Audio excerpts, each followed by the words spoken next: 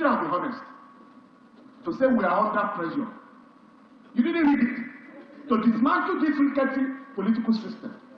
But somebody told them go and deny it. And they denied it. Oh, we are not under pressure.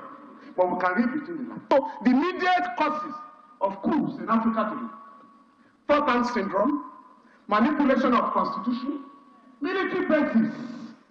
You know, today, America has 29 military bases in Africa. France has 15. Soldiers are protesting. In the wave of military coup in Africa, and West Africa to be precise, a senior advocate of Nigeria, Femi Falana, won the elites over the push, for military intervention in Nigeria. Welcome to Politics on the Wheel, Will J. Femi Falana, in a program organized by the Labour Congress, he spoke intensively over the week with the waving of the military intervention in Africa, West Africa to be precise. You all know that in Niger there was a military coup sometime in July. Now, just a week ago, there was another military coup in Gabon. We also held some unconfirmed news somewhere in Asian, where Haiti is also having some mutiny. We also learned sometime in July how unsuccessful mutiny happened. I mean, sometimes in May, June, in Russia, which leads down to what happened in Niger through the Wagner group and all of that. There were a lot of speculation as to relating what happened there to what happened in Niger. Now, the senior advocate of Nigeria, Femi Falana, warned severely that we leaders need to be careful looking at the amount of money that have been released into legislators, as Nigerians call them, legislators, I mean to say, and also the senators, where 70 million, Arabic dollar was, given to them for palliative. I don't understand. These people collect a lot of money. So he was warning them that what you are doing is beckoning on the military, because when the citizens revoke and call on the military to take over, we are in trouble. Take a look at what he said. Please be careful. This is the senator, be careful.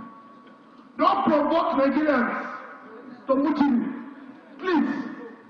Because some of the things going on there, and we're in trouble. Sir, 70 billion naira for palliatives for 469 people. And when we say no, they say no. It's for facelift of the National Assembly. No, sir.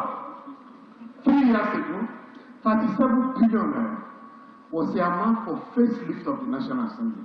That contract has not been fully executed.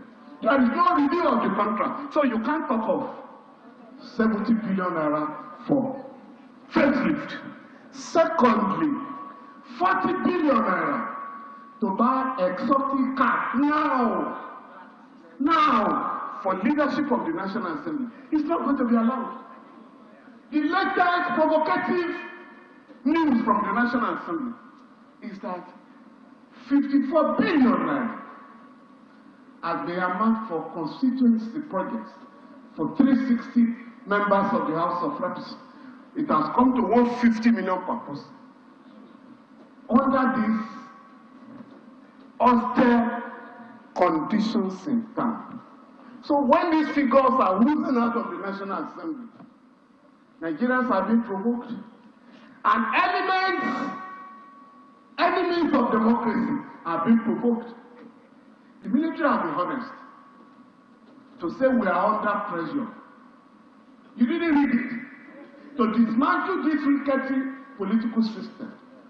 But somebody told them go and deny it. And they denied it. Oh, we are not under pressure. But we can read between the lines. So the immediate causes of coups in Africa today: third hand syndrome, manipulation of constitution, military bases. Today, America has 29 military bases in Africa. France has 15. Soldiers are protesting because these foreign members of these foreign bases are receiving salaries as if they are in their country.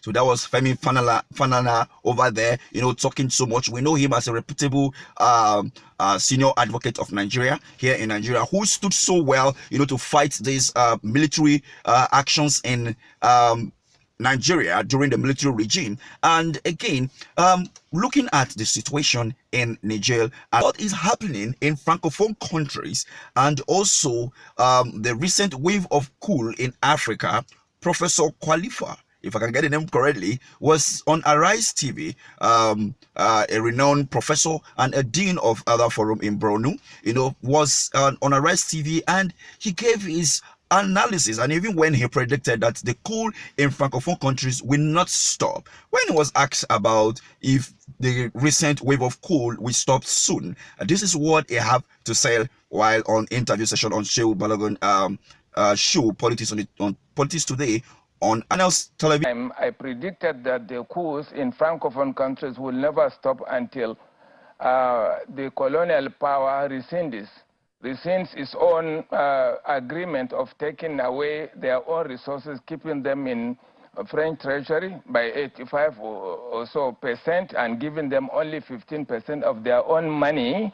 Then if 15% is not enough, they'll go and borrow their own money to pay with interest. Meanwhile, the 85% of their own resources are being used in stock exchange, for instance.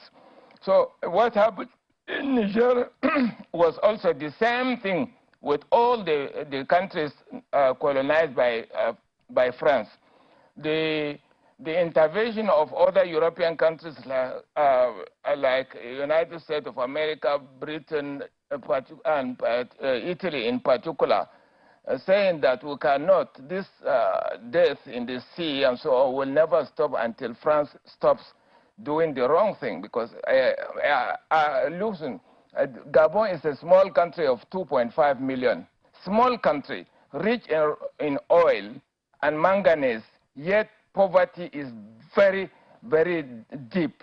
The people are there very poor, and that it is to them any coup now today, if Africans were good enough to step down based on the protests of civilians and so on, we wouldn't have had even military taking over, because the protests could have done the magic. But imagine personalizing the military, the police and so on, sending them to kill protesters and so on. That was why the civilians themselves mostly invited the military to take over. Why the military? Because they are cohesive, they have a good leadership, they are disciplined, and that is why they are invited. Otherwise, they themselves know that this is not time for the military. And thank you so much for watching, and until next time, do well to subscribe if you are new viewers. Please share these videos to reach a larger audience. Thank you.